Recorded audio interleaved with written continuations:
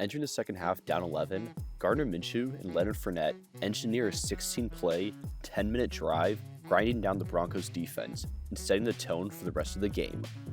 With 1st and 10 at their own 25, the Jags come out in 21 personnel, and Queen left close, with Seth DeValve line up as the weak side fullback, and James O'Shaughnessy in the strong side tight end. A.J. Cann and Brandon Linder set up a great double block on nose tackle Shelby Harris, but Cam Robinson isn't able to steal off the edge. Fournette shows his power, shoving off the defender, and knocks down Justin Simmons for a gain of 13. The Jags come back in the same personnel, in Queen right regular, with the Broncos showing 7 men in the box. The Jags O-line get a great push up front, and DeValve seals off Harris, allowing for center Brandon Linder to work up to the second level, screening Fournette for a pickup of 8. Second and short, and the Jags line up in jumbo personnel, bringing in Cedric Oweki as an extra tackle, and Jeff Swain on the right side, and lined up in green pair right Z zoom in.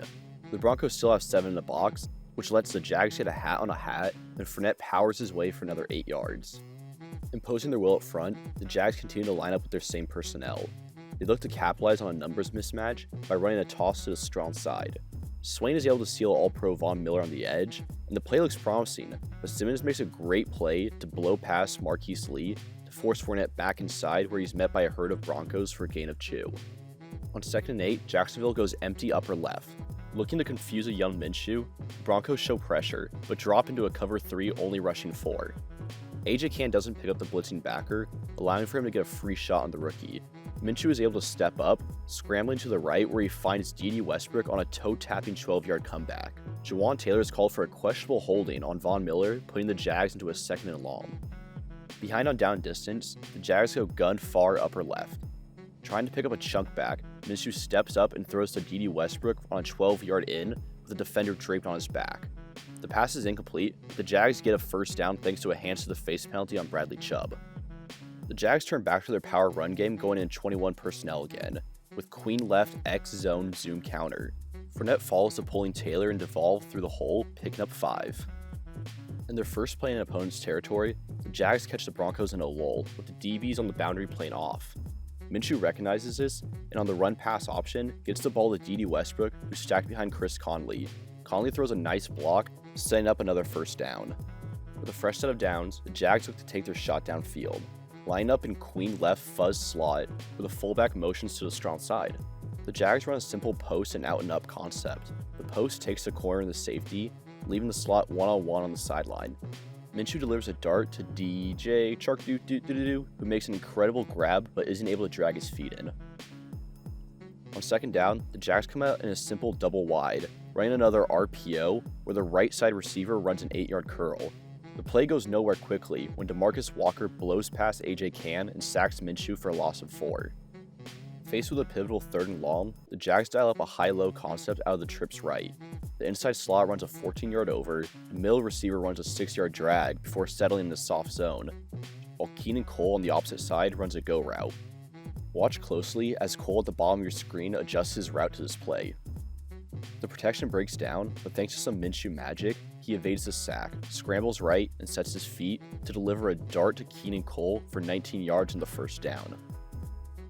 New set of downs, the Jags go back to their running game, lined up in green right nasty, where they run a simple man-blocking scheme off tackle. The fullback seals Todd Davis, opening up a hole where Fournette plunges for 5 yards. On lucky play number 13, the Jags line up in regular bunch right Z-zip. They send the far side receiver in motion, trying to jam up the box for the Broncos.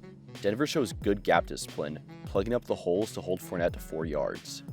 With 3rd and short, Jacksonville goes back to jumbo U, zip pair, green right. The hole opens up in the C gap, but Justin Simmons takes on DeValve, forcing Fournette to cut back into the arms of Von Miller for no gain, forcing 4th and short. Rather than take a field goal and go down by 8, John DeFilippo decides to trust his running back, keeping the same personnel. The key to this play is in the great down blocks by the right side of the line. Fournette probably scores on this play if the fullback's able to block Von Miller for another half second, but still able to pick up the first down. Now taking up over half the quarter, the Jags continue to bleed out the clock and pound the ball against the gassed Broncos. The play is set up well, with the Jags line running a fold blocking concept where the tight end pulling to block the tackle, the center working up to the second level, and the tackle sealing the edge. However, DJ Chark isn't able to get a block on the safety to screen Fournette for a big gain. The Jags run the ball one last time, going in jumbo U, X zoom, green power A. The play is blocked fairly well, and Fournette picks up 4 more. On the 16th and final play of the drive, Minshew lines up in the gun spread left. The left side runs a 6-yard hitch and a 10-yard corner post, while the right side runs a slant-in concept.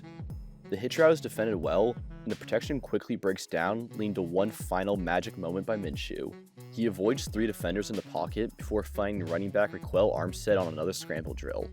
Take a closer look at how, despite evading 3 defenders, he keeps his eyes upfield and then intentionally short arms the throw as to not get hit on the windup, completing the touchdown to Raquel Armstead, capping off this week's Drive of the Week. The Jaguars travel to North Carolina in a battle of the Big Cats.